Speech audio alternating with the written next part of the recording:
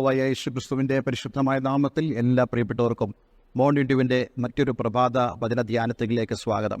വളരെ അനുഗ്രഹിക്കപ്പെട്ട സന്ദേശങ്ങൾ നമുക്ക് ലൂക്കോസ് സുവിശേഷം 15-ാം അധ്യായം അതിൻ്റെ 11 മുതലുള്ള വേദഭാഗങ്ങളിൽ നിന്നും ചിന്തിക്കുവാൻ തക്കോണം കർത്താവ് സഹായിച്ചല്ലോ. ഇത് നമ്മൾ അതിൻ്റെ അവസാന ഭാഗത്തേക്ക് കടക്കുകയാണ്.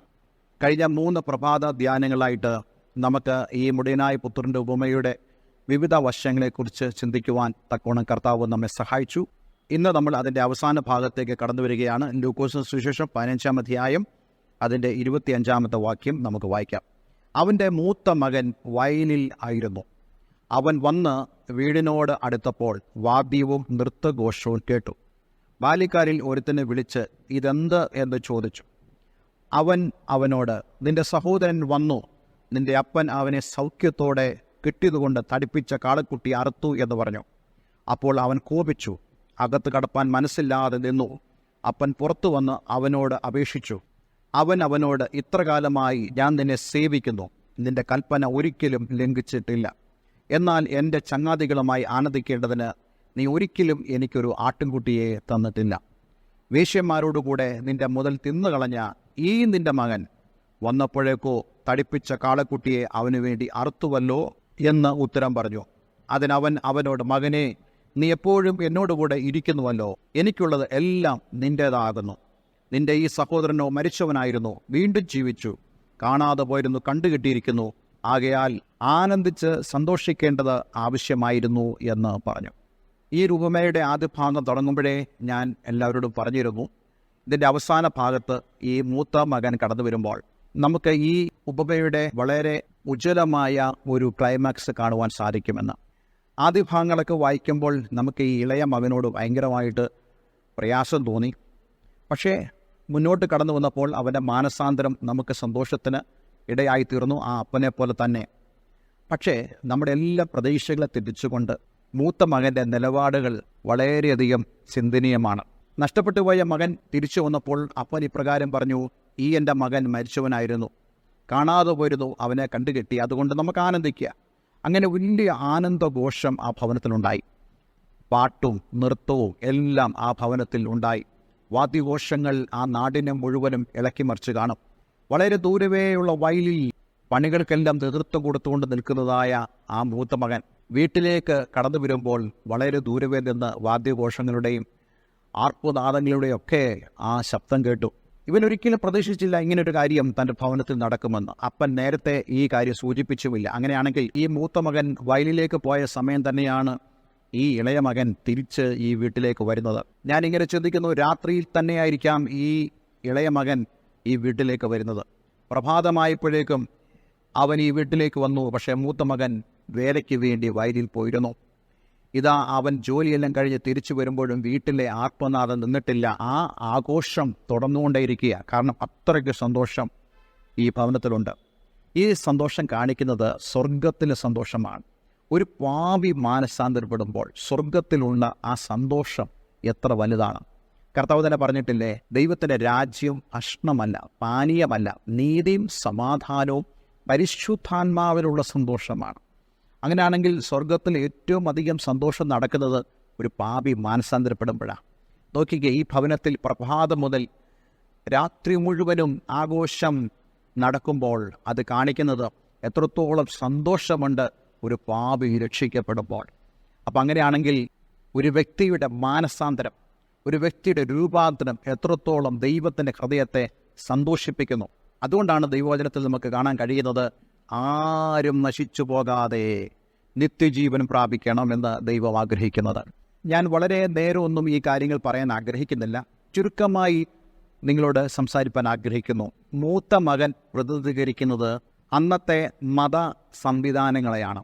എന്താണ് മത സംവിധാനങ്ങൾ ചെയ്തിരിക്കുന്നത്? ഈ അപ്പൻ മൂത്ത മകനോട് പറയുന്ന ഒരു കാര്യം നമ്മൾ ഈ വേദഭാഗത്തിൽ വായിക്കുന്നുണ്ട്. വാക്യം 31. അതിന് അവൻ അവനോട്, മകനെ, നീ എപ്പോഴും എന്നോടുകൂടെ ഇരിക്കുന്നുവല്ലോ, എനിക്കുള്ളതെല്ലാം നിൻ്റേത് ആകുന്നു. ഈ ഒരു കാര്യം അപ്പൻ ഈ മകനോട് പറയാനുള്ള പ്രേരകമായ കാര്യം 29-ാം വാക്യത്തിൽ പറയുന്ന കാര്യമാണ്. അവൻ അവനോട്, ഇത്ര കാലമായി ഞാൻ നിന്നെ സേവിക്കുന്നു, നിന്റെ കൽപ്പന ഒരിക്കലും ലംഘിച്ചിട്ടില്ല. എന്നാൽ എൻ്റെ ചങ്ങാതികളുമായി ആനന്ദിക്കേണ്ടതിന് നീ ഒരിക്കലും എനിക്കൊരു ആട്ടിൻകുട്ടിയെ തന്നിട്ടില്ല. വേശ്യമാരോടുകൂടെ നിന്റെ മുതൽ തിന്നുകളഞ്ഞ ഈ നിന്റെ മകൻ വന്നപ്പോഴേക്കോ തടിപ്പിച്ച കാളക്കുട്ടിയെ അവന് വേണ്ടി അറുത്തുവല്ലോ എന്ന് ഉത്തരം പറഞ്ഞു. നമ്മൾ ഏതാനും നാളുകൾക്ക് മുമ്പ് പരീശൻ്റെയും ചുങ്കക്കാരൻ്റെയും പ്രാർത്ഥനയെക്കുറിച്ച് ചിന്തിപ്പാനിടയായി തീർന്നു. അതിൽ പരീശൻ തന്നെ തന്നെ പുകഴ്ത്തിക്കൊണ്ട് ഞാൻ എല്ലാം കൊടുക്കുന്നു, ദശാംശം കൊടുക്കുന്നു, നല്ല പ്രവൃത്തികൾ ചെയ്യുന്നു എന്നൊക്കെ പറഞ്ഞ് ദൈവത്തിന് മുമ്പാകെ ന്യായീകരിക്കുമ്പോൾ ആ ചുങ്കക്കാരൻ നിന്നുകൊണ്ട് സ്വർഗത്തിലേക്ക് പോലും നോക്കുവാൻ കഴിയാതെ അവൻ പറയുന്നു, ദൈവമേ ഞാൻ പാപിയാ. ഇവിടെ ഈ മകൻ പരീശനെ പ്രതിനിധീകരിക്കുക. ഇന്ന് പലരും ഇങ്ങനെയാണ്. ഞാൻ ഒരുപാട് കാര്യങ്ങൾ ചെയ്യുന്നു, തങ്ങളുടെ നീതി പ്രവർത്തികളിൽ അവർ അഭിമാനിക്കുന്നു. ഞാൻ സഭയ്ക്ക് ദശാംശം കൊടുക്കുന്നു, സഭയ്ക്ക് സ്ഥലം കൊടുക്കുന്നു, ഞാൻ ധാരാളം പ്രവർത്തികൾ ചെയ്യുന്നു, ഇതുകൊണ്ട് എനിക്ക് സ്വർഗത്തിൽ പോകാൻ കഴിയുമെന്ന്, എനിക്ക് ഇതുകൊണ്ട് ഈ ഭവനത്തിൽ നിലനിൽക്കാൻ കഴിയുമെന്ന് ആരെങ്കിലും പ്രതീക്ഷിച്ചാൽ തെറ്റിപ്പോയി. നാം ദൈവത്തിൻ്റെ മക്കളായി തീരാതെ, ജീവിതത്തിൽ മാനസാന്തരം വരാതെ യാതൊരു വിധമായ സ്വർഗീയ സന്തോഷവും നമുക്ക് അനുഭവിക്കാൻ കഴിയത്തില്ല. പലർക്കും ആനന്ദിക്കാൻ കഴിയാറില്ല, പലർക്കും ആത്മാവിൽ സന്തോഷിപ്പാൻ കഴിയാറില്ല, പലർക്കും ആത്മീയ സന്തോഷം ഇല്ലാതായിരിക്കുന്നു. കാരണം അവർ അവരുടെ സ്വന്തം പ്രവർത്തികളിൽ ആശ്രയിക്കുന്നവരാണ്. നോക്കിക്കേ, ഈ മകൻ ഇവിടെ എക്സ്പോസ് ചെയ്യപ്പെടുക. എന്താണ് കാരണം? ഇവൻ ഈ ഭവനത്തിൽ ഉണ്ടെങ്കിലും അവൻ്റെ ഹൃദയത്തിൽ ഈ അപ്പനില്ല, അവൻ്റെ ഹൃദയത്തിൽ ഈ സന്തോഷമില്ല. അവനെല്ലാം ഒരു യാന്ത്രികമായി തന്നെ പ്രവർത്തിക്കുന്നു. എന്തുമാത്രമല്ല, ഈ മകൻ പറയുന്നതായ ഒരു കാര്യമുണ്ട്. വാക്യം 29, ഇത്ര കാലമായി ഞാൻ നിന്നെ സേവിക്കുന്നു. അപ്പോൾ അങ്ങനെയാണെങ്കിൽ ഈ മൂത്ത മകനാണെങ്കിലും ഹീസ് ലൈക്ക് എ സെർവൻറ്റ്, അവനൊരു സേവകനെ പോലെ. പ്രത്യക്ഷത്തിൽ നമ്മൾ ഓർക്കും, ഓ എന്തൊരു താഴ്മയായി മകന്. പക്ഷെ അങ്ങനല്ല. ഈ ഭവനത്തിൽ അവൻ ആരായിരിക്കണം? അവൻ മകനായിരിക്കണം. അതുകൊണ്ട് തന്നെയാണ് ഇവൻ പറയുന്നത്, എൻ്റെ ചങ്ങാതികളുമായി ആനന്ദിക്കേണ്ടതിന് വേണ്ടി ഒരു ആട്ടിൻകുട്ടിയെ പോലും നീ എനിക്ക് തന്നിട്ടില്ല. ഞാൻ ചോദിക്കട്ടെ, അപ്പൻ കൊടുക്കണോ ഈ ആട്ടിൻകുട്ടിയെ? ഇവന് ഈ ആട്ടിൻകുട്ടി എടുത്താൽ പോരെ? എല്ലാം നശിപ്പിച്ച മകൻ തിരിച്ചു വന്ന് അപ്പൻ സന്തോഷിക്കുമ്പോഴും ഈ മകൻ ഒരു ആട്ടിൻകുട്ടിയെക്കുറിച്ച് പറയുകയാണ്. നോക്കിക്കേ, ദാസനായിരിക്കുന്നിടത്തോളം കാലം ദൈവഭവനത്തിലെ അവകാശങ്ങൾ നമ്മൾക്ക് അനുഭവിക്കാൻ കഴിയത്തില്ല. പക്ഷേ മക്കളായിരിക്കുന്നുവോ നമുക്ക് ഈ അനുഗ്രഹങ്ങളെ അനുഭവിക്കാൻ കഴിയും. എഫേസ്യ ലേഖനത്തിൽ നമുക്ക് കാണാൻ കഴിയുന്നുണ്ട്, സ്വർഗത്തിലെ സകല ആത്മീക അനുഗ്രഹങ്ങളാലും ദൈവം നിങ്ങളെ അനുഗ്രഹിച്ചിരിക്കുന്നു. അതിൻ്റെ അർത്ഥം മക്കളാണെങ്കിൽ നമ്മൾ അവകാശികളാണ്. നോക്കിക്കേ, ഈ മകനെ പോലെ പരീക്ഷ മനോഭാവം നമുക്ക് ആർക്കും ഉണ്ടാകാൻ പാടില്ല. ദൈവഭവനത്തിൽ ഒരു മകൻ എന്ന നിലയിൽ നമ്മൾ ആയിരുന്നാൽ അത് നമ്മുടെ ജീവിതത്തിൻ്റെ അനുഗ്രഹമായി തീരും.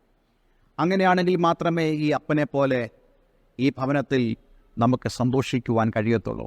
ദൈവം നമ്മളെക്കുറിച്ച് ആഗ്രഹിക്കുന്നത് നാം സന്തോഷിക്കുന്നവരായി തീരണം. നമ്മുടെ രക്ഷയെ ഓർത്ത് സന്തോഷിക്കണം, നമുക്ക് ലഭിച്ച അനുഗ്രഹങ്ങളെ ഓർത്ത് സന്തോഷിക്കണം, ദൈവം നമുക്ക് ദാനം ചെയ്ത നിത്യജീവനെ ഓർത്ത് നമുക്ക് സന്തോഷിക്കാൻ കഴിയണം. അല്ലാതെ ഭൗതികമായ ഏതെങ്കിലും ഒരു കാര്യത്തിലല്ല നമ്മൾ നോക്കിയിരിക്കേണ്ടത്, മറിച്ച് ആ ആത്മീക സന്തോഷത്തിലേക്ക് വരുവാൻ നമുക്ക് കഴിയണം. ഇന്നെ കേൾക്കുന്ന പ്രിയമുള്ളവരെ, നിങ്ങളുടെ ജീവിതത്തിൽ ധാരാളം പ്രശ്നങ്ങളുണ്ടാകാം. പക്ഷെ ഒരു കാര്യം ഞാൻ പറയട്ടെ, എത്ര പ്രശ്നമുണ്ടെങ്കിലും നിങ്ങൾക്ക് ദൈവം തന്നതായ അനുഗ്രഹങ്ങളെ ഓർത്ത് സന്തോഷിക്കാൻ കഴിഞ്ഞാൽ നിങ്ങളുടെ പ്രശ്നങ്ങളെല്ലാം അത് നിങ്ങളുടെ മുമ്പിൽ നിന്ന് മാറുവാനും ദൈവപ്രവൃത്തി നിങ്ങളുടെ ജീവിതത്തിൽ വെളിപ്പെടുവാൻ തക്കവണ്ണം ഇടയായിത്തീരും. ഒരു വാക്ക് നമുക്ക് പ്രാർത്ഥിക്കാം. സ്വർഗീയ പിതാവേ, അങ്ങ് ഞങ്ങളെ കേൾപ്പിച്ച ഈ മനോഹരമായ സന്ദേശത്തിനായി സ്തോത്രം. ഈ വചനം കേട്ട ഏവരെയും ഞാൻ യേശുവിൻ്റെ നാമത്തിൽ അനുഗ്രഹിക്കുന്നു. എല്ലാ നന്മകളാലും അങ്ങയുടെ മക്കൾ നിറയപ്പെടട്ടെ. കർത്താവേ, പരീക്ഷ മനോഭാവം ഞങ്ങളിൽ നിന്ന് മാറ്റണമേ. ഞങ്ങൾ സ്വർഗീയ ഭവനത്തിൽ ദാസന്മാരായിട്ടല്ല, മക്കളായിട്ട് തന്നെ ജീവിപ്പാൻ ഞങ്ങളെ സഹായിക്കണമേ. കർത്താവെ, സ്വർഗത്തിലുള്ള മഹാസന്തോഷത്തെക്കുറിച്ചുള്ള ചിന്ത ഞങ്ങളിൽ തന്നതിനായി ഞങ്ങൾ നന്ദി പറയുന്നു. ആത്മാവിൽ സന്തോഷിപ്പാനും ആത്മാവിൽ ആനന്ദിപ്പാനും ഞങ്ങളേവരെയും അങ്ങ് സഹായിക്കണം. പ്രാർത്ഥന കേട്ടതിനായി നന്ദി. യേശു ക്രിസ്തുവിൻ നാമത്തിൽ തന്നെ. ആമേൻ, ആമേൻ. ഈ സന്ദേശം നിങ്ങളുടെ ജീവിതത്തിൽ അനുഗ്രഹപ്രദമായി തീർന്നു എന്ന് ഞാൻ വിശ്വസിക്കുന്നു. ദൈവാനുവദിച്ചാൽ അടുത്ത ദിവസം പ്രഭാതത്തിൽ പുതിയൊരു വചനചിന്തയുമായി നമ്മൾ കടന്നു വരുന്നതായിരിക്കും. എല്ലാവർക്കും നല്ലൊരു ദിവസം ആശംസിക്കുന്നു. God bless you all.